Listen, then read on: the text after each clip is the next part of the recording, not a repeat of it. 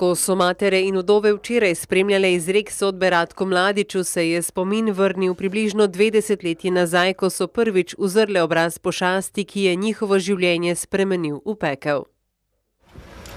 Dobro večer. Kako ste?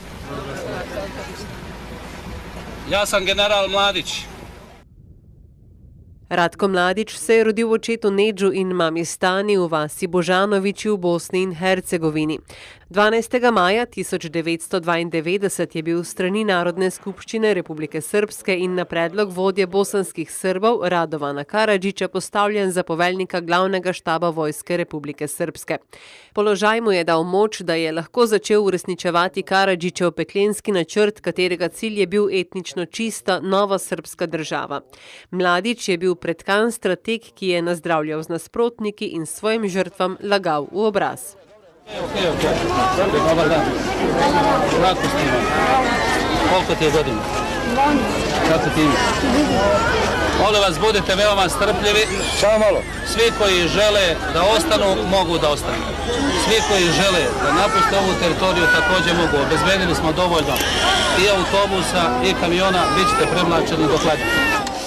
Mladićeva podivjana vojska je pred očmi mednarodne skupnosti kršila vse vojaške zakone in pravila.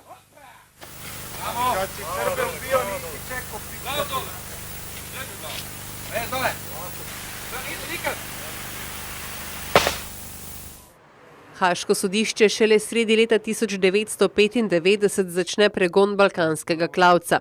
In medtem, ko v Srebrenici in okolici odkrivajo nova in nova množična grobišča, se Mladić v posmeh celotni mednarodni skupnosti zabava s prijatelji in živi na videz brezskrbno družinsko življenje.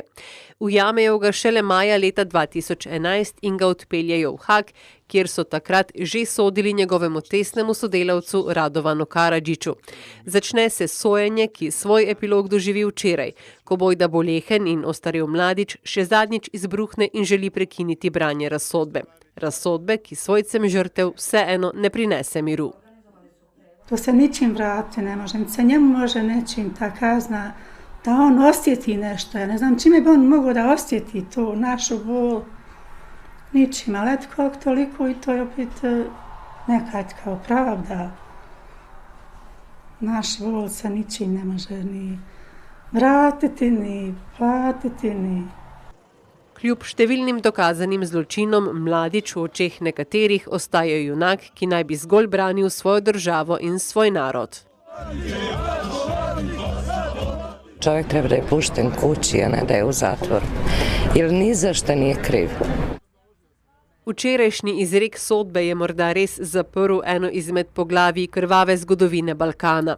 A do sprave je še daleč. Preveč je grobov in bosanska polja smrti so še danes prepojena s krvjo in solzami nedolžnih žrtev.